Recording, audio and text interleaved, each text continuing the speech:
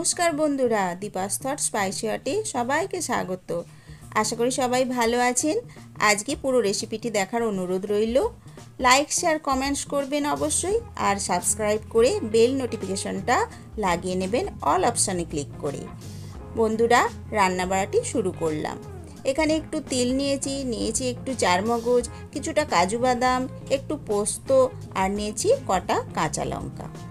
এবার এইখানে রেখেছি গ্রেট করা আদা, রেখেছি একটু গ্রেট করা রসুন, আর এই পাত্রের মধ্যে রেখেছি জিরে, গোটা জিরে, একটু দারুচিনি যেটা টুকরো করে রেখেছি, আর নিয়েছি একটা এলাচ যেটার মুখটা ফাটিয়ে রেখেছি, আর নিয়েছি কিছুটা লবঙ্গ 3-4টে যার মুখের ফুলগুলো ছাড়িয়ে রেখেছি, একটু শুকনো লঙ্কা আর একটু তেজপাতা যাদেরকে ছিঁড়ে রেখেছি।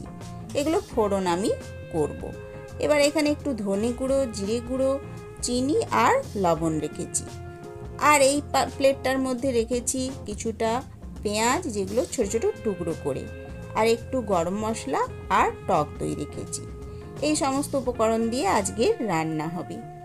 আসুন কি রান্না করি শুরু থেকে শেষ পর্যন্ত দেখুন, খুব ভালো লাগবে। মিস করবেন না একদম, আমার সাথে সম্পূর্ণ থাকবেন শেষ পর্যন্ত। আজকে চিকেন নিয়েছি, 500 মতো চিকেন আছে এতে,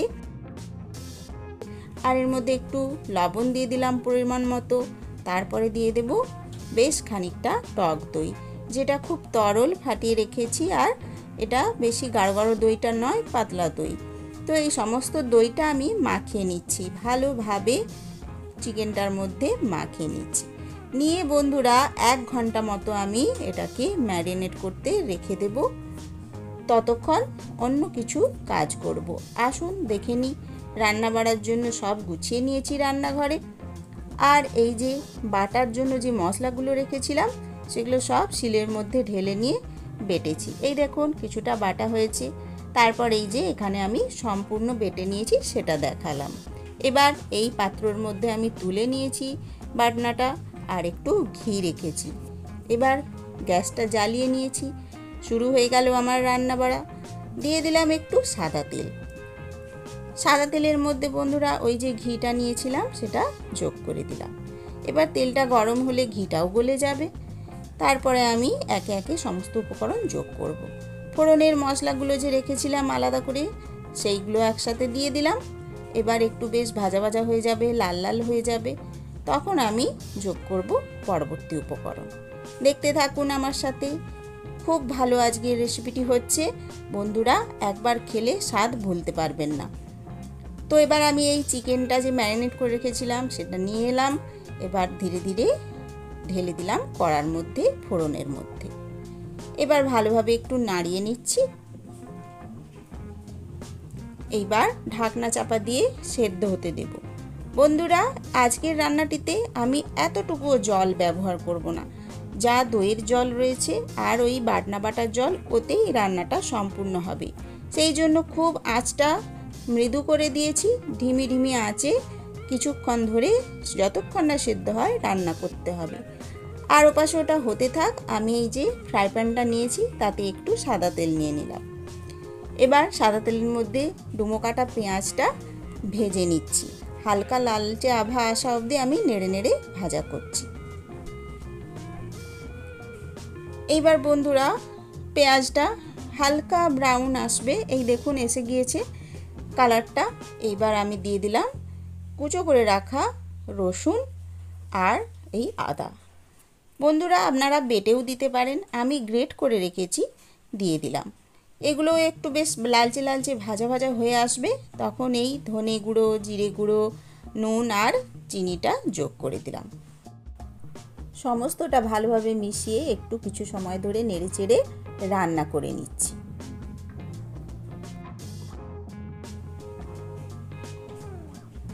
বেশ কিছুক্ষণ নাড়াচাড়া করে নিলাম।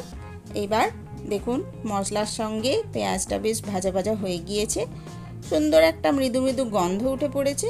তখন আমি আবার একটু টক দই এর মধ্যে যোগ করে দিলাম। টক দই দিয়ে এবার বেশ মাখো মাখো মতো হয়ে গিয়েছে রান্নাটা। পেঁয়াজ ভাজাটা, পেঁয়াজ আর মশলার উপকরণ দিয়ে যে মাখো মাখো গ্রেভি গ্রেভি হালকা হয়েছে, ওটা একটু শুকনো শুকনো কষা কষা হয়ে যাবে। ততক্ষণ অবধি আমি নেড়ে রান্না করে পাশে তুলে রেখে দেব। আর এই যে চিকেনটা ঢাকনা খুলে দেখতে এলাম কি অবস্থায় রয়েছে। বন্ধুরা দেখেছেন কতটা পরিমাণ জল বেরিয়েছে চিকেন থেকে। এইবার আমি ওই যে ভাজা পেঁয়াজটা মশলা সহ ওটা আমি এর মধ্যে যোগ করে দিলাম। এইবার একটু নাড়াচাড়া করে নিলাম, দিয়ে আবার ঢাকনা দিয়ে আমি সেদ্ধ হওয়ার জন্য সময় দেব। দেখুন কিছু সময় পরে যখন আধা সেদ্ধ হয়ে গিয়েছে তখন এর মধ্যে আবার আমি একটু চিকেনের মধ্যে এই টক দইটা যোগ করে দিলাম। টক দইটা দিয়ে আবার থালা ঢাকা দিয়ে দিলাম, পুরোপুরি যাতে সেদ্ধ হয়ে যায় অপেক্ষা করছি। আর এই পাশে কি করছি বন্ধুরা, এটা আমি সেই যে বাটনাটা বেটে রেখেছিলাম তার মধ্যে একটু দিয়ে দিলাম মরিচ গুঁড়ো। আবার দেখুন চিকেনটা ঢাকনা খুলে দেখছি সেদ্ধ হয়েছে নাকি। এখনো হয়নি বন্ধুরা, হয়েছে কিছুটা, তবে কিছুটা বাকি আছে। তো আমি আবার সেদ্ধ হতে সময় দিলাম। তারপর এই যে কিছু বাদে এইখানে ঢাকনা খুলে আবার দেখলাম এখন সেদ্ধ হয়ে গিয়েছে। তো এই সময় আমি ওই বাটনা মশলা যে বেটে রেখেছিলাম, চারমগজ, বাদাম, তিল, পোস্ত, এগুলো সহযোগে, কাঁচা লঙ্কা, এগুলো সহযোগে যে বাটনা মশলাটা সেটা আমি যোগ করে দিলাম। এবার সুন্দরভাবে থকথকে হয়েছে এখন, কিন্তু আরও গ্রেভিটা ঘন হবে, গা মাখা হবে। ততক্ষণ অবধি ঢাকনা চাপা দিয়ে নেড়ে রান্না করব, বারবার খুলে দেখব কি অবস্থায় আছে। তো যখন শুকনো হয়ে গিয়েছে, প্রায় অনেকটা জল উড়ে গিয়েছে, থকথকে হয়ে গিয়েছে, তখন আমি এই গরম মশলাটা যোগ করে দিলাম। বন্ধুরা গরম মশলা দেওয়ার পর সামান্য একটু নাড়ানাড়ি করে নিচ্ছি, তারপর ঢাকা দিয়ে দেব।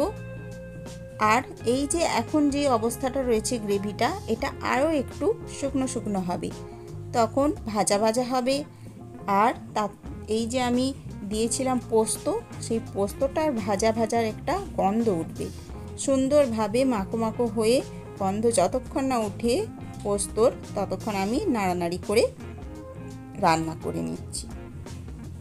দেখুন বন্ধুরা কেমন সুন্দর হয়ে গিয়েছে, এখন তেল ছেড়ে কষা কষা। আর আমি কাঁচা লঙ্কাটা দিয়ে ঢাকনা চাপা দিয়ে কিছু সময় রেখে দিলাম গ্যাস বন্ধ করে।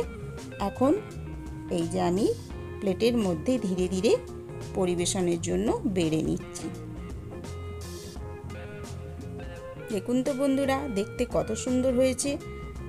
এই রান্নাটি আপনারা প্লিজ প্লিজ প্লিজ একবার নিজেরা বাড়িতে করে খাবেন, ভুলতে পারবেন না স্বাদ বন্ধুরা, খুবই সুন্দর খেতে হয়।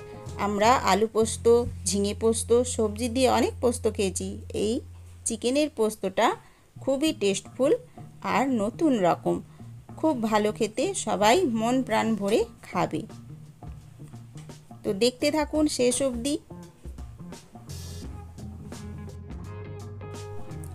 ঝাল খেয়েছি, ঝোল খেয়েছি, কষা চিলি চিকেন খেয়েছি, মুখের স্বাদ বদলাতে আজ পোস্ত দিয়ে চিকেন করেছি। ও দাদারা, ও দিদিরা, গেলেন সবাই কোথায়? আসুন দেখুন নতুন রকম চিকেন হচ্ছে হেথায়। দারুণ খেতে লাগে যে এই চিকেন পোস্তখানি, একটু খেলেই মুখে স্বাদ লেগেই থাকবে জানি। তাই তো বলি রান্না দেখে সাবস্ক্রাইবটা করুন, উৎসাহ দিয়ে আমার কমেন্ট বক্সটা ভরুন। তো বন্ধুগণ আজকের রান্না আর ছড়াটি কেমন লাগলো অবশ্যই জানাবেন। আমি সমস্ত রান্নার শেষে এই যে ভাতের সাথে আলু ভাজা, পটল ভাজার সাথে চিকেন পোস্তটা দিয়ে ভাত বেড়ে নিয়েছি, তবে রুটি দিয়ে খেতে এটা বেশি ভালো লাগে। আজকের মতো টাটা, নতুন ভিডিও নিয়ে আবার হাজির হব। ধন্যবাদ।